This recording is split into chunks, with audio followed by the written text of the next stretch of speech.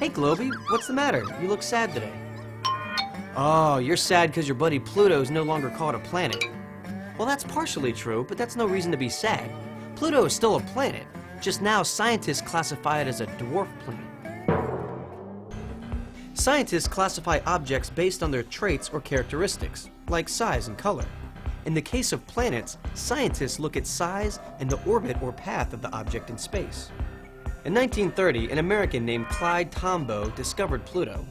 At that time, it was classified as the 9th planet in our solar system. Today, though, many astronomers say that Pluto is too small to be accurately called a planet. A lot of people still consider Pluto a planet because they've just grown up knowing it's a planet and hearing that it's a planet. What's happened is we've started to discover other bodies in our solar system that are similar to Pluto, and they're not considered planets yet. So the question was, well, what defines a planet and what doesn't? We've never had a really scientific definition. We've only had a list.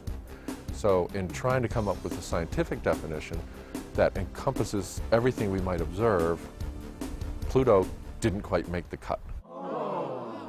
So we decided on 3 little stages. The body has to orbit a star and not another planet.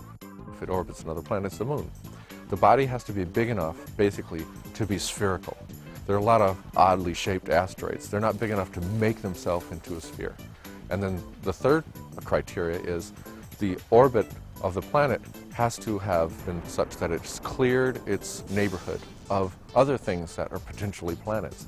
Otherwise, you just kind of have a belt of things.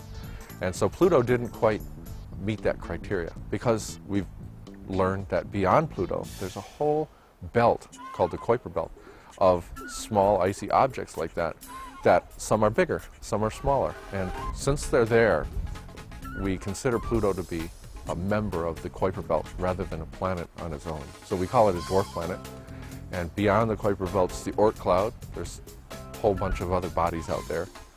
And around other stars, we're starting to discover planets, although nothing so small as Pluto or even Earth. So what happened? How did Pluto lose its status as a planet? Well, in 1930, astronomers thought Pluto was much larger than it actually is. In fact, they thought it was the same size as Earth. They looked at how much light was reflecting from the sun and used that to help calculate the size of Pluto. But they were way off in their estimates. One of their mistakes is they thought Pluto's surface was much darker than it actually is. Therefore, they thought it was much bigger. Let's see how that could happen.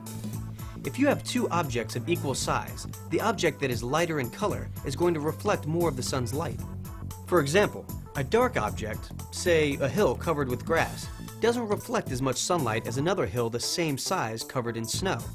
Therefore, a darker object would have to be larger than the lighter object to reflect the same amount of light. Today, astronomers have much more powerful telescopes than they did in 1930. They discovered that Pluto is much lighter in color than originally thought.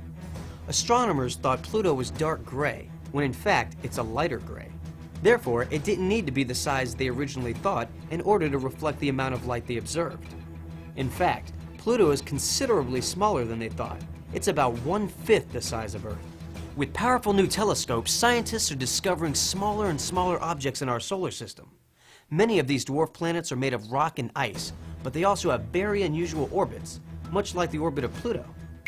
Their orbits cross the orbits of other objects. Pluto's orbit is so big that it takes 249 years to go around the Sun. In that time, Pluto spends 20 years inside the orbit of Neptune. Since Pluto does not share the same properties as other planets, astronomers decided they could no longer classify Pluto as a planet like Earth or Mars. Now they call Pluto a dwarf planet. Another reason for changing the status of Pluto as a planet was the discovery of other objects in our solar system beyond Pluto. It forced the question, if Pluto is a planet, then shouldn't these other objects also be called planets? Because Pluto is so small and so far away, it's difficult for scientists to learn a lot about it. Pluto is about 35 times farther from the Sun than the Earth is. On January 19, 2006, NASA launched New Horizons, which is a robotic spacecraft that will fly past Pluto and gather important information that it will then send back to our scientists. New Horizons is the fastest spacecraft to ever leave Earth. After New Horizons was launched, it flew past our moon in just half a day. But Pluto is so far away that even at this very fast speed, it will take 9 years for the spacecraft to reach Pluto. As New Horizons made its journey towards Pluto, it actually began to slow down due to the sun's gravitational pull. But here's something really cool. It flew by Jupiter in February of 2007 and used the planet's gravitational field to increase its speed towards Pluto. New Horizons is part of NASA's New Frontiers mission, which is a series of scientific space missions that will increase our understanding of our solar system.